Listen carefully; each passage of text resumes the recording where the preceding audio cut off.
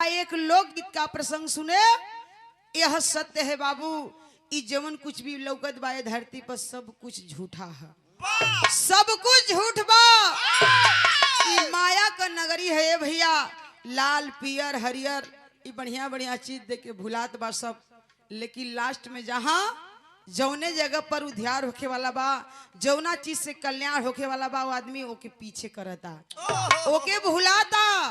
लेकिन व्यवस्था के तहत जिस व्यवस्था में हम लोग आए हैं वो चीज पर 5 मिनट चर्चा हो जाए के चाहिए। चला मास्टर, विदेशिया का भाव दिल गई।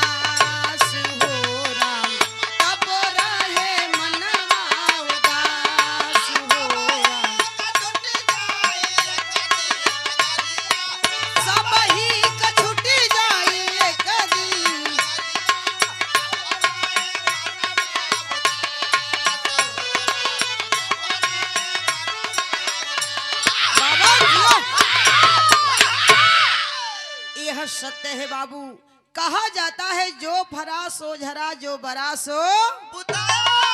ई जिंदगी का दस्तूर बा, जे आइल बाओ के धरती के छोड़ के एक ना एक दिन जाए के है। लेकिन फर्क इतने बा, तनी केहू आगे जाए तनी केहू पीछे। जे जैसे आइल बा समय के आधार पर सबके छोड़ के जाए के धरती के। यहाँ गीत का संकेत लगल मास्टर,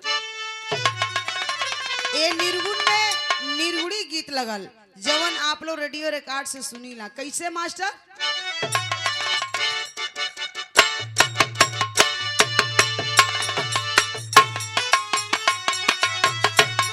बाजियो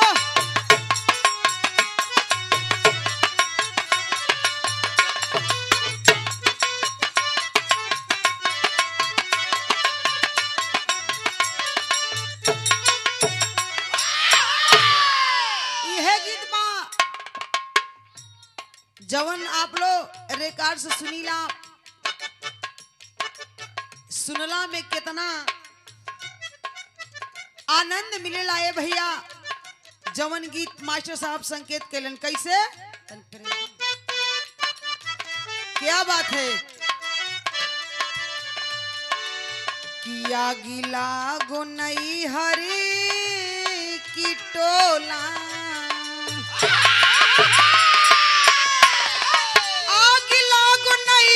की टोला बलम कहिया ले यही बडोला।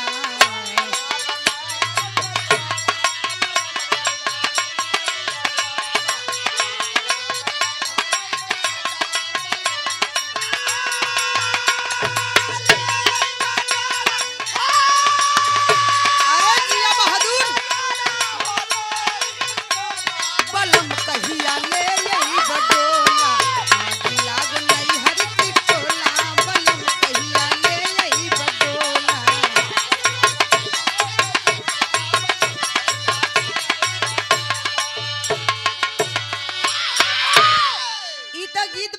लेकिन कहना है निर्गुण के भाव में, इंसान जब चलता है भगवान के यहाँ से भैया तो वादा करके चलता है, वादा करके चलता है कि हे नाथ हम जाप के धरतिया पे आपके भजन के भजब। लेकिन जब जन्म लेला तो वो समय लड़कैया में भगवान के भक्ति के भूल जाला, माई बाबू की गोद में पले लगेला, बढ़े लगेला, खेले लगेला, कूदे लगेला, लेकिन वो समय लड़कैया में भूला जाई। आज जब धीरे धीरे जवानी के दहलीज पर कदम रखी तो जहर चली वहर रास्ता कम हो जाई। जवानी के उमंग में केहू के गुनबे ना करी तो वो समय जवानी के उमंग में भगवान के भक्ति के भूल जाई। लेकिन धीरे धीरे जब बुढ़ौती के करीब पहुंची, जब बुढ़ौती के बेला में सोची कि हम भगवान के भज लें, भगवान के याद कर लई, तो शुद्ध शब्द बोली ना पाई मुंह से, तो कितना ओकर कल्याण हुई। राम राम की जगह पर मारा मारा कही कहना है, भाव लगल।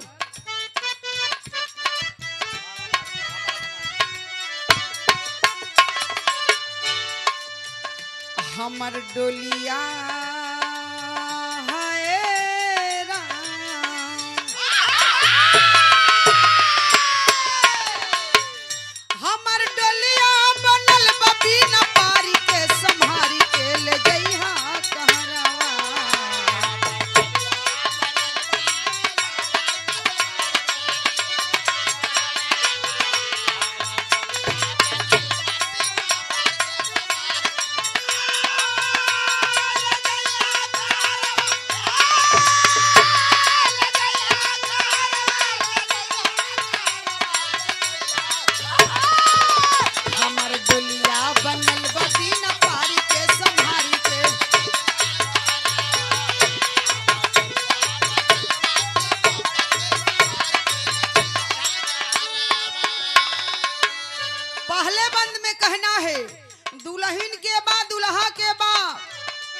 धरती के हर एक प्राणी से, हर एक जीव से दुल्हन के उपमा मिलल है।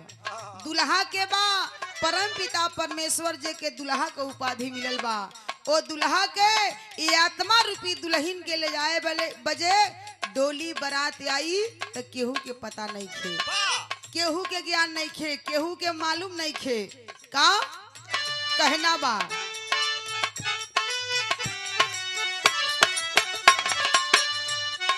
हिलता हिलत देह गईली थकाई,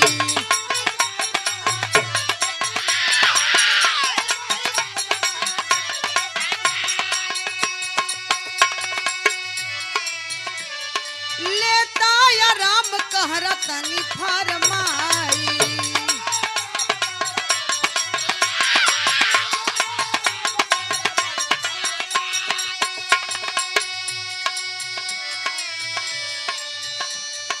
शमशान रखी हा उतारी के, शमशान रखी हा उतारी के, संभारी के ले गई हा कहरवा।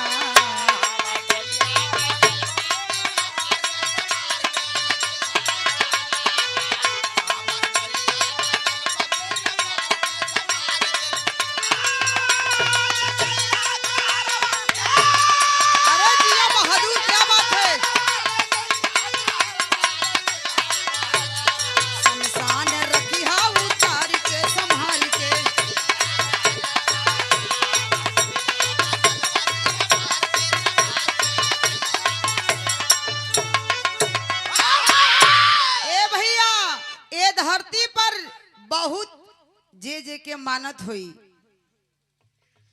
ए धरती पर सोचत मरद सोचिहन कि मेहरारू अगर हमार ना रही है, अगर उहे ना रही है तो हमार संसार में जियल बेकार है।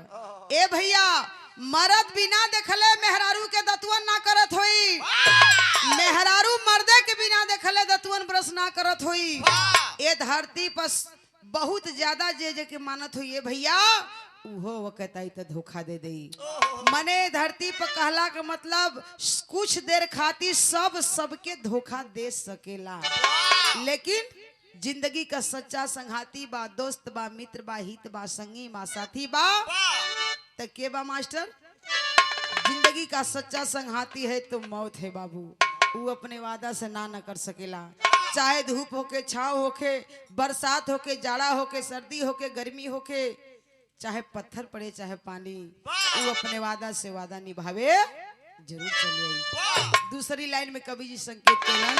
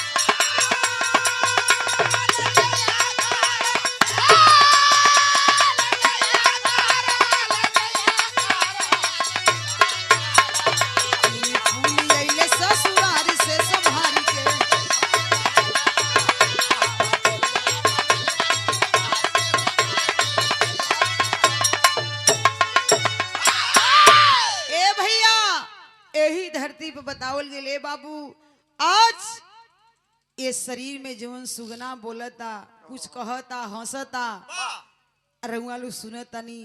ए भैया ये सुगना जौना दिन ए शरीर के सुगना छोड़ के फरार हो जाई ओह दिन ए शरीर के कीमत कुछ ना रही। इतने ना चप्पल जूता चमड़ा का पहने थे घिस जात बा टूट जात बा कोनो सोमपापड़ी वाला आई बदल के नमक मरचा मसाला लखठा कुछ दे दे ओकर कीमत बा। लेकिन ये शरीरिया का कीमत कुछ ना है। जौने शरीरिया पा बड़ा घमंड बा कि हम डब साबुन से नहाते हैं, हमाम से नहाते हैं, मोती से नहाते हैं, लाई बुआ से नहाते हैं, कोबरा की सेंट से सजावत हैं। ये शरीरिया का कीमत कुछ ना है ये भैया। यही शरीर पर बड़ा घमंड बा कि फलाने हमार एक बीता बेसी काहे खेत जोतली हन, काहे उनका रास्ता हमरे सामने से जाई, हमरे सामने से हमरे ओरी भैले काहे इनका नारी बही। ए भैया यही खातिर लड़ाई बना सब कुछ यही छोड़ के चल जाए के। ए भैया तो काहे खातिर घमंड बा, काहे खातिर लफड़ा बा, काहे खातिर झगड़ा बा, लेकिन तब वो इंसान के संतोष नहीं खे होत। कहे ना है तीसरी लाइन में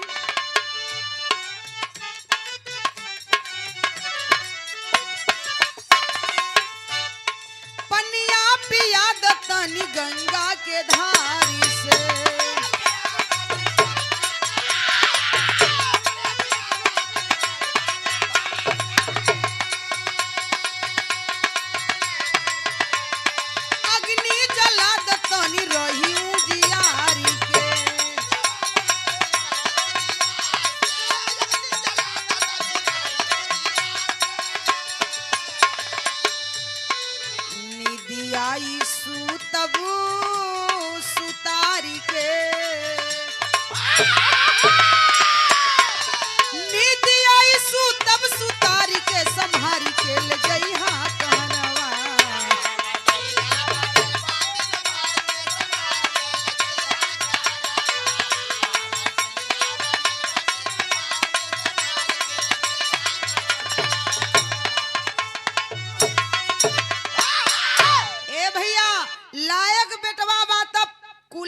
केहू का अधिकार ना हो।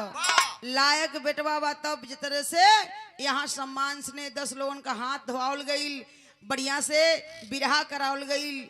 लायक बेटवा बा तब मुख में मुखाग्नि दई ले जाके बढ़िया से अंतिम दाह संस्कार करी, माई बाबू का क्रियाक्रम करी और काम काज करी। अंतिम दिने जो अंतिम विदाई होला ये भैया आज के दिन 10 लोगन का हाथ धोवा के आज उत्तीर्ण हो जाई। वैसी तो माई बाबू का कर्जा केहू जिंदगी में न भरले बा न भर पाई। लेकिन रीति रिवाज के अनुसार लायक बेटवा हो तब माई बाबू का जितना भी समाज में स्थान होला, जितना भी कर्म होला करे के पड़ेला। अगर कहीं लड़का गजिस्ट्रेट पियक्कड़ निकल गई, रोज 2 सीसी पियत रही तो जो माई बाबू का काम रही तो 4 सीसी लेके गड़का ले कि आज बाबू के गम में पियत है, आज माई के गम में पियत है। ए भैया बुजुर्ग दादा लोग दादी लोग कहावत कहेला कि यही जिंदगी है ना, यह जिंदगी बा कि काटी ला नर खर बान्ही ला टाटी, काटी ला नर खर बान्ही ला टाटी, ना जाने राम कहाँ लगे माटी। आज के बेला में हमनी का 2 शब्द खड़ा होके आप लोगन के बीच में दोनों गवैया कुछ कहत हैं, गावत हैं, बोलत हैं। रउआ लोग बैठ के प्रेम से सुनत आनी, अपन अमूल्य समय दे के कल यहाँ से के जाई कहाँ केकरे साथे कौन व्यवहार कर्तव्य हो जाई एक एक केहू नहीं खे जानत। लेकिन हमरे निर्गुण का गौला कहला का कुछ मतलब यह बा कि वही परिवार में रह के हर चीज देखते हुए हित रिश्तेदारी खेती गृहस्थी मेहरारू लइका माई दादा गोरू चौआ सब कुछ देखते हुए उसी परिवार में रह करके 2 मिनट समय निकाले के बा ओ भगवान के भक्ति के भजे के बा जहां से उद्धार होखे वाला बा। हमरे निर्गुण के आखिरी लाइन में कहना है,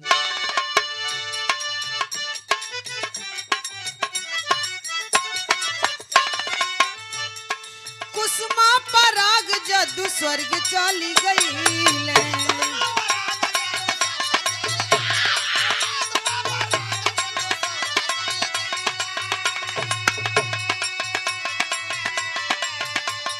खाली समझावे खातिर डीके रही गई।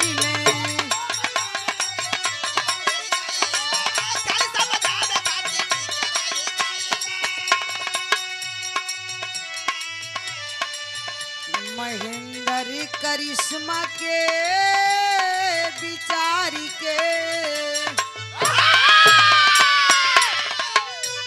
महेंद्र करिश्मा के बिचारी के संभार के ले जइहा